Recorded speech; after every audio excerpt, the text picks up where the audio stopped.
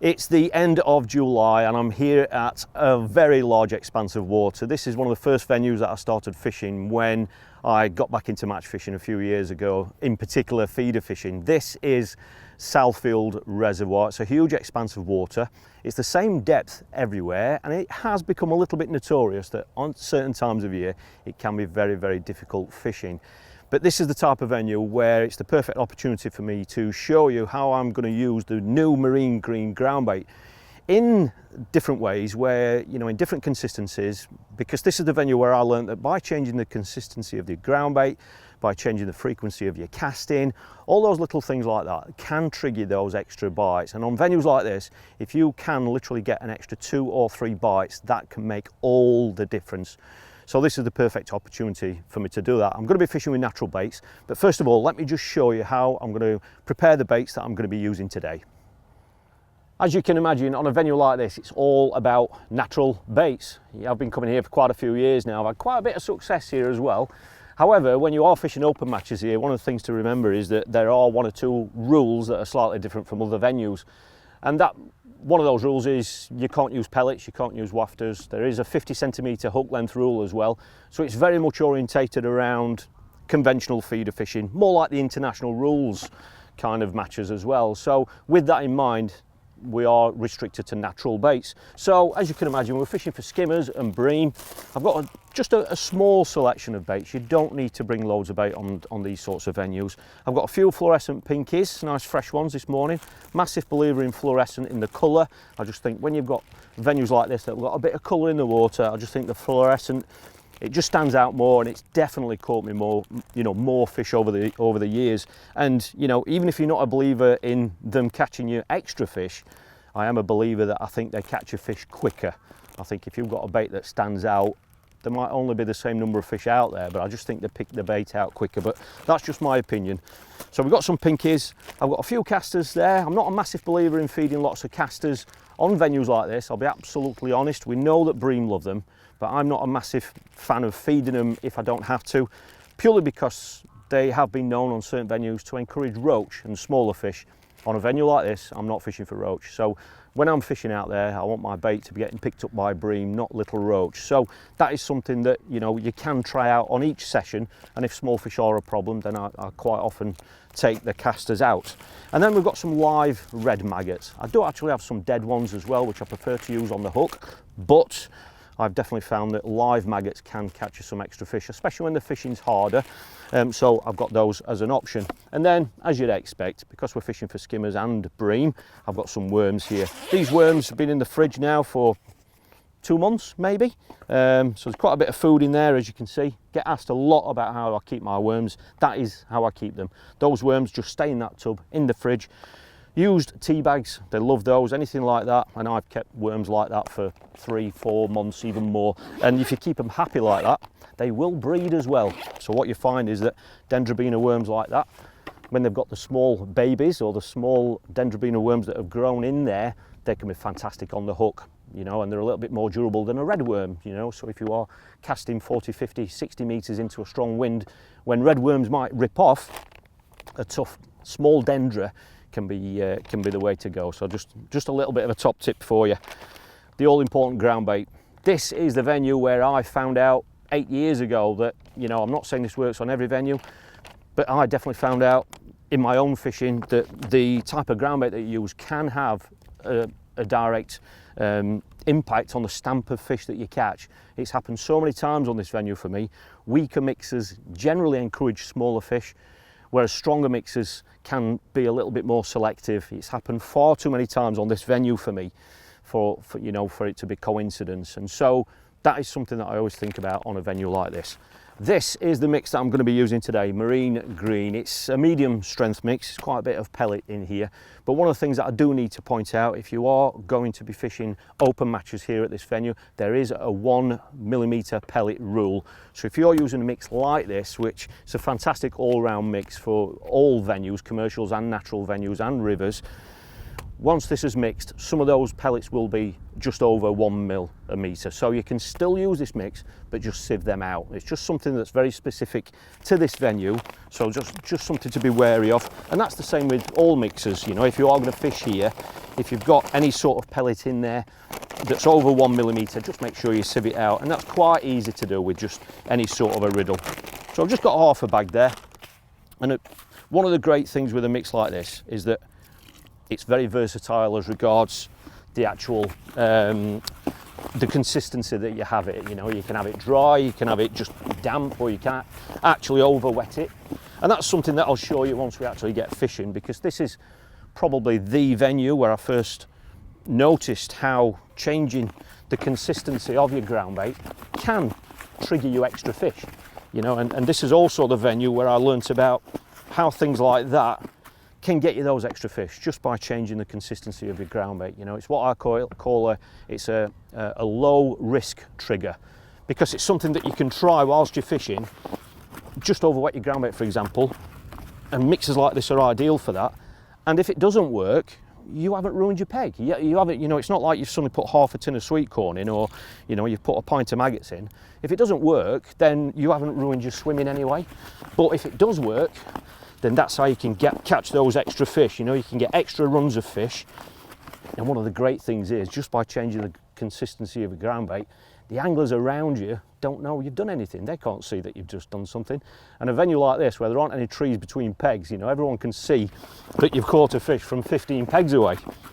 So anything like that will give you, you know, an advantage. So a mix like this is going to give you lots and lots of versatility.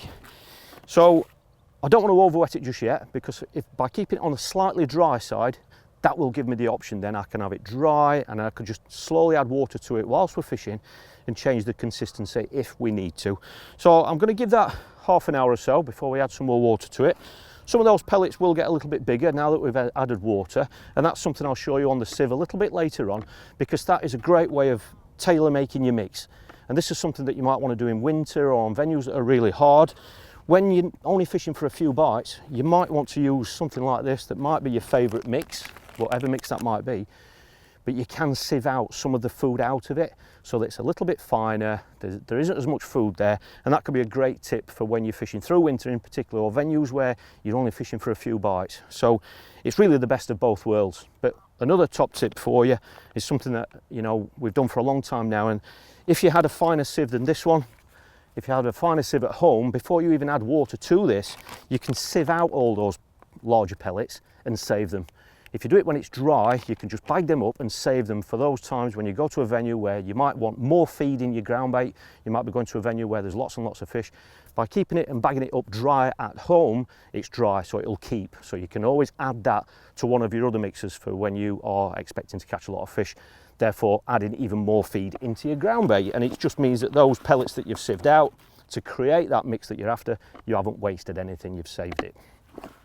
So it's been about 40 minutes since I mixed my ground bait. That's given me a chance to get the rods out, get clipped up and everything. I'll talk you through the approach and everything, but the last thing I need to do with this, well, one of the last things I need to do, is just pop this through a sieve, which is something I always do. Just a word about the mixers and stuff. You know, if you do mix your ground bait with a drill and a whisk, like lots and lots of people do these days, you probably find you might not need to sieve your ground bait, you know, because a drill and a whisk distributes the water evenly, and you'll find that you probably won't have to do this. But when I'm only mixing, on some matches I'm only mixing a pint and a half on some hard venues, it's just as easy for me to mix it by hand. And when you do that, you'll find that you just need to put it through a sieve.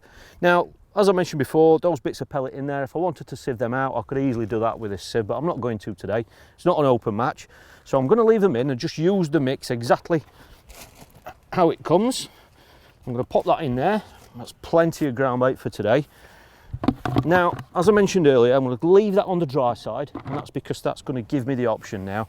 With a nice bowl like this, I always have a tub of water next to me there, for 2 or 3 reasons. But one of the reasons is I can easily just do that and add water to the ground bait and change the consistency as I'm going. And just a bit of advice on that, just do it in one little small area of the mix. Don't dump a load of water in there and change the whole mix, because if it doesn't work in that consistency, you've ruined your ground bait, haven't you? So by having a bowl like this that's a nice size, you can just wet not one corner, because this is a round bowl, but one small area, just to see if it's right, and if it isn't, you haven't ruined your whole mix. Bait tray, it's all set up, everything's self-explanatory, it's all natural baits as we know. And what I'm going to do is I'm just going to fish down one hole today, keep it really nice and simple. It's the same depth everywhere we cast on this peg and on this reservoir, so there's no point, we're not looking for ledges, deeper areas or anything like that. I'm going to keep it really simple. I've clipped up at 40 metres exactly, just got a nice 12-foot rod which will get me there easy in this wind. But to kickstart the swim, I'm just going to, I usually like to put three feeders in just to kickstart the swim, so that's what I'm going to do straight away.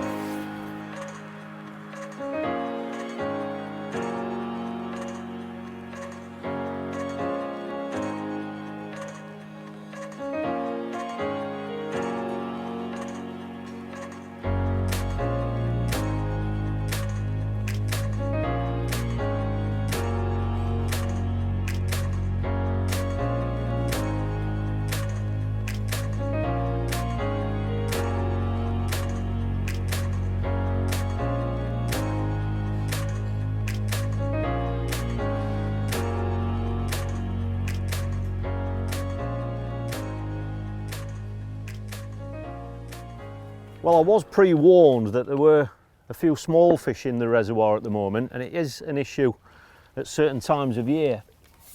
And I've got to admit that they are having an impact. I've probably had about 5 or 6 casts now, and every time I put a pinky on, or double pinky or maggot, the bait is just getting flattened pretty quickly as well. So there are some small fish out there. But I played around with it. I'm just feeding, at the moment, I've been feeding worms, some chopped worm, very roughly chopped worms, so there are some big chunks in there because I want to be a little bit more selective. If there are small fish there, we want to be able to try and pick out some better stamp fish. And I've literally just gone to a larger piece of worm now, just to try and be more selective, and that is first cast. It's quite a long piece of worm, that's just hooked in the bottom lip. So you can see the size of the worm there, and that's literally only been out there about a minute. That's a much better stamp fish. So, you know, that's suggesting that there are some better fish there. So, like I said earlier on, you know, playing around with the actual consistency of the ground bait is something that you can do. But playing around with the baits that you're feeding as well is something that, you know, when you feeder fishing, you're putting a bit of bait in every cast in the feeder, and you can play around with that. And my best bit of advice for anyone on that really is just be very aware of what you're feeding. You know, some people, for example, would get a few casters, a few pinkies, a few maggots, pop them in the bowl, mix them all together so it's one big mix. And that's great if it's working, that's great. But if I wanted to cut something out of that or increase, it's a little bit more difficult. Whereas when I'm fishing a venue like this, I like to add the baits that I'm going to be using into the mix and just fill the feeder straight away then, because that way you're just monitoring it much better about what you're feeding. And you know, like today, I mean, one of the things we suspected is that small fish could have been a problem, and that's exactly what, you know, that is exactly what's happening, which is why I'm trying to be a little bit more selective in what I'm feeding. So what I'm going to do is I'm going to go back out there now with another piece of worm on. I've got a size 14 hook on. You see the size of the worm there that I'm going to be using. I mean, it wouldn't be uncommon for me to step up to an even bigger hook. If I was fishing with an even bigger bait, I could put a size 12 on and fish with 2 big bits of worm, you know. But it's about just gauging what's right for each session, because what you can do is, if I went too selective, I might miss out on some of these other fish. You know, some of the fish might be 8-ounce skimmers. Well, you know, realistically, on a hard venue, you might want to take them as well as any bonus fish that come along. You know, the bream in here can go up to £5, even £6 sometimes. You want to catch those, but you know, you don't want to be too selective. So when you're fishing and when you're getting bites, just try and pay attention to what you're actually feeding, and then just try and tailor make your hook bait and your hook size ultimately to the actual fish that you're catching. And on days like this, when there are lots of small fish out there, just think that, you know, you need a bait that's a little bit more robust. You know, already now I've only just cast that out. if I'd had two pinkies on or a maggot, that bait probably would have been flattened now. And a lot of people aren't that quick to tighten up to the feeder.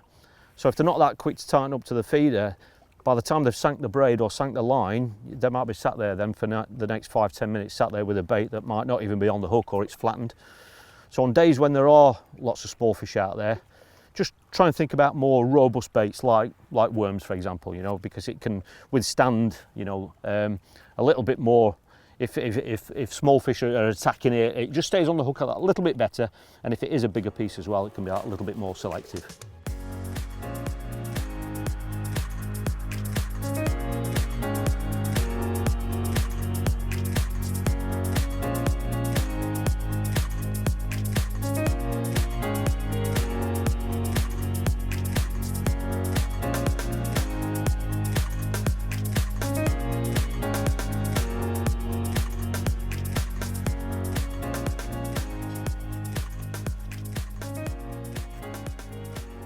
Well, that was a much more confident bite. Those small fish are, I'm saying they're a problem. If you were here just to get bites and catch fish, then it's exactly what you'd want, because you'd be able to get a bite every single cast. But I wanted to be a little bit more selective today and try and pick out one or two better, you know, the bigger skimmers or potentially bream. And on this cast I put, it was half of a dendrobina, but it was a really thick dendrobina, a really you know, like a chunky piece. Just because I was hoping that it's going to stay on the hook a bit longer and pick out a better stamp fish. And that had been out there a good 3 or 4 minutes, and I was wondering, sometimes you think, is the bait still on and all that business, but we had a much more positive pull that time and it kept going, and we've picked out a chunky skimmer. It's quite a nice dark brown colour to that, there's dark colour to it as well. Perfect condition fish that, isn't it? It's absolutely immaculate. But if you just wanted bites, I can get bites, it's no problem, you know, but like I say, I want to be a bit more selective, so that's why I'm sticking to worms. I've now cut out all of the other baits now, so the only bait that I'm feeding at the moment now is worms, just to be a little bit more selective. Like I say, if I put a small bait on, I can get bites, but I'm just feeding worm now. I have also changed the consistency of the mix, so I've now gone from that dry mix. I mean, you probably see from the bowl when you see it that, you know, there's it looks like there's a lot going off there, but it just over here at this nearest edge, it's really over wet. So much so that, you know, with a feeder like this, because when you start over wetting your ground bait, what you've got to remember is that you're turning it into a slop. Now, if you were pole fishing, it wouldn't really matter, would it? Because you could just put it in a pole pot and just cup it in at virtually any consistency. But with a feeder, you've got to think very carefully about, you know, is that consistency or that wetness, is it going to stay in the feeder? You know, if it's too wet, it's going to end up on the grass behind me. And I'm fishing at 40 metres into quite a strong wind. So I can't have it slightly as wet as what I might do if I was fishing at 15 metres. So it's a fine balancing act, but it's all very much trial and error. So I am feeding just this very roughly chopped worm. So I haven't minced the worm by any, you know, in any way, because, you know, I was warned that there was some small fish here, so I didn't want to mince that because I want it to be a little bit more selective. So there are some bigger chunks of worm in here. And then this style feeder that you can see here, because it is a cage, but because it isn't like a wire cage, if this was a wire cage like that one, which is the type that I use when I initially set up the peg, the reason why I use that feeder is because when I'm setting the peg up at the start, like I did with 3 feederfuls at the start of this session, I want that to empty immediately. You know, it's only 3 or 4 foot deep out there. I'm not wanting to get my bait right down on the deck. It's not like that on this venue. And because I'm emptying it straight away, a cage feeder like that, because it's such a fine wire mesh, a fine wire cage, it empties quick. The water can get to it quickly. But with a feeder like that, it is still a cage feeder, but because they are thicker plastic, you know, cage, if you want to call it that, there's much more plastic, there's more feeder there to hold onto a wet mix, if that makes sense. So this allows me to fish with a much wetter mix.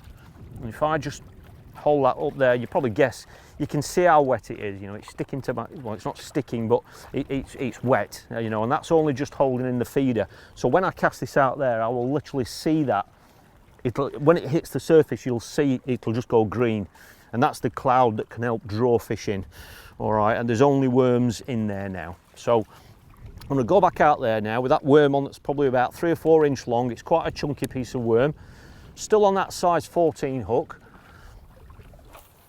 And when that hits, we'll see all the green come off it, just, you know, and that'll be what we call a wet cloud. As that hits the surface, it's going to go through the water, and that's where it can actually draw fish in. On deeper venues, you've got to be careful doing that, particularly when you've got a wind like this, because there's quite a lot of tow on it. And for an impact like that to happen right on the surface, you know, you don't want that dragging fish out of the swim. But like I said, this is only a shallow venue, so that's not really an issue on here. Now I'm getting indications there straight away. I'm not going to pick up on them yet, because I want to try and make sure I'm going to come back with a fish. There are little fish attacking that. I don't know if that's on or not. As soon as that went in, then there were fish attacking it. But that's why we've got a more robust bait on, just to try and withstand that. And we've hooked it, and you'll see the size of the fish that I'm talking about. There we go, and that's took that chunky piece of worm. There we go. It's good that we've come back with a fish, but they're not the target. So I'm not going to change anything yet. I don't want to go changing anything too drastic on one cast. I'm going to keep the same feeder on, keep this wet mix, and make sure we've got a nice chunky bait on. I'm fishing a free running rig today. This is the rig that I would much rather prefer just about everywhere I go. It's a nice free running rig. There's only one rubber stopper on there, so there's virtually nothing there for the fish to feel. But because it's free running, what this is allowing me to do, it's allowing me to slack line. And that just means that when there's a lot of fish out there, I don't want to fish with my tip too tight once I'm actually fishing, because with bream and skimmers, slack lining will allow you to slacken the tip off, and that just means that all those little tiny indications you won't generally see. It's a little bit different when you've got a tow on it like it is doing today, because the tow is moving the water and that's tightening everything up much more than what it would do if it was flat calm. But by slack lining, it just means that you're not going to see all those little tiny indications, but when a fish takes the bait properly and swims off, then that's when you should see the bite. And because it's free running, the line's running through the rig and the fish won't feel anything until it gets to your tip. The tip that I'm using today is 2 ounce, which is ideal for this sort of range. You know, I could go up to 50 meters with this sort of a tip, but you know, the thing is with the tip choice is that on venues like this, personally, when there's a wind on it, I don't think it's that critical as regards, you know, within half an ounce.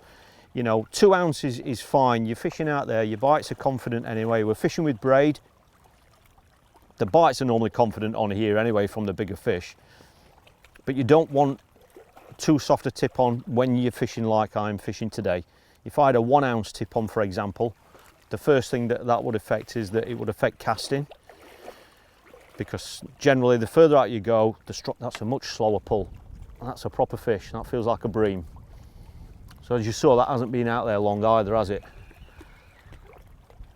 So with a 2 ounce tip, it's giving it enough poke to get out there, because if this wind increased, and this is a prime example, this venue, of how conditions can change. If I was fishing at 40 meters with, say, an 11-foot rod, which I can do easily, but if the conditions change, I might find that I wouldn't be able to get there if it suddenly got much windier.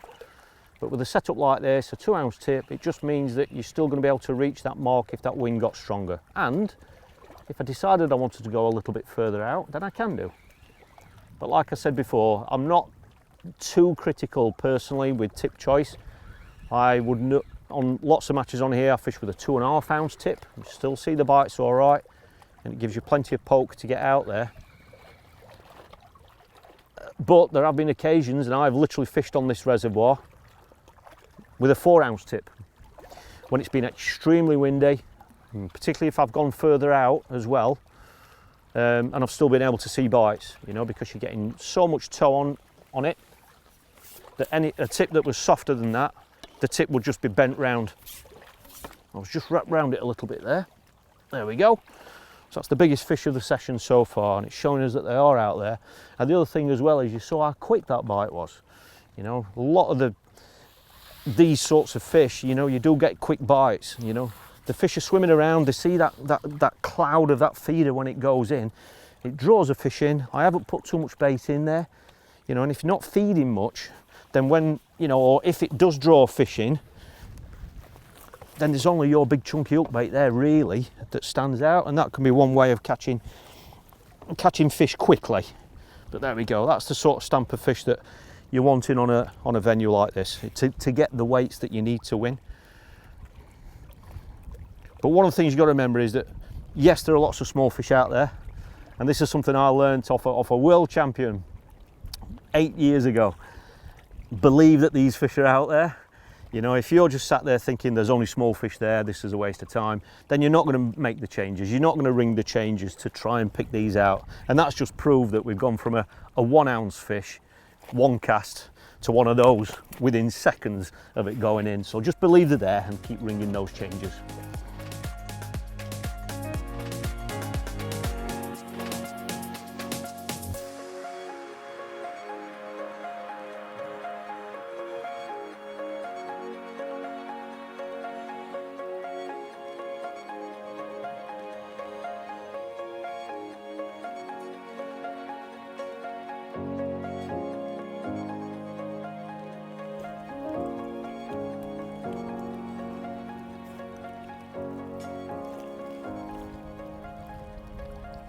Well, there were 1 or 2 indications there when that first went in, and I was just like before. I thought, I wonder if the bait's been done, but by fishing that chunkier piece of worm, I think once again it's shown that we were still fishing, and that's been very much a theme for today. The small fish have been a problem, but only a problem because I didn't want to catch them. But I think it's been interesting, as you've seen, you know, I've cut all those other baits out, all those wriggly baits. And definitely feeding just worm has been by far the best way to go today. Overwetting the ground bait has definitely made a difference. The dry mix never really worked, never really got going, but by adding quite a bit of water to this mix, making it wet and sloppy, it's definitely been better, and it's brought some quicker bites from these fish as well. When that feed has been going in with that sloppy mix, you can see the water going green, and it's definitely helping to draw 1 or 2 better fish in.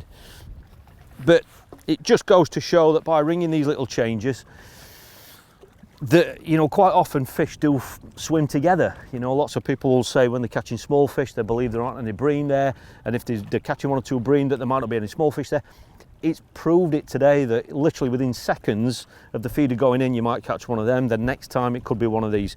You know, and like I say, just ringing changes can just be the way to pick out some of the better stamp fish, even when there are lots of smaller fish there. By fishing a chunky bait, that's definitely been the best way to go. It's picked out some better stamp fish, but it's also meant that even when it's had attentions from small fish when it's first gone in, we've still been fishing, which is very, very important, isn't it? The wet mix has definitely been best, and so really the wet mix and worm, that is all really needed today to get the most out of the swim. It's been a very interesting session. I've loved being back on this reservoir, and when you're monitoring what you're doing, when you're paying attention to what you're actually feeding, sometimes it's amazing how simple you can actually keep things and still get the most out of your swims. So I really hope you've got a little bit of value out of this and you've enjoyed sharing this session with me. Please, if you have enjoyed this video, give it a thumbs up, and if you don't want to miss out on any future videos, please hit subscribe. And if you'd like to suggest some future videos for us, please let us know in the comments below. So thanks for watching, and I really look forward to seeing you next time.